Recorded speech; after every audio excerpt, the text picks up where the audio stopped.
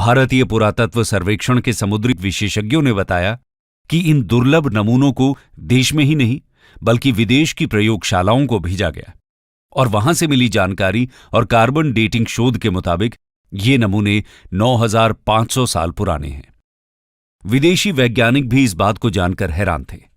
इन samples को विदेशी प्रयोगशालाओं में भेजने का असली मकसद यही था कि इन पर किसी भी तरह का कोई शक न रहे।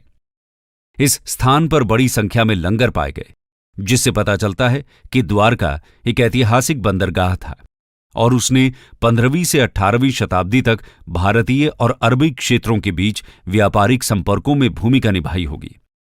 संस्कृत में द्वारका शब्द का अर्थ द्वार या दरवाजा है, जो संकेत देता है कि ये प्राचीन बंदरगाह शहर भारत आने वाले विदेशी नाविकों के लिए एक पहुंच बिंदु के रूप में कार्य करता होगा।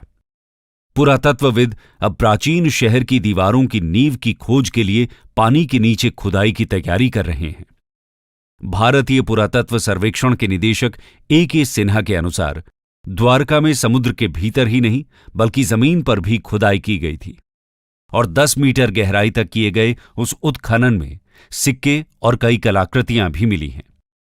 उन्होंने माना कि जमीन पर मिले अवशेषों की समुद्र में मिले अवशेषों से समानता मिलती है।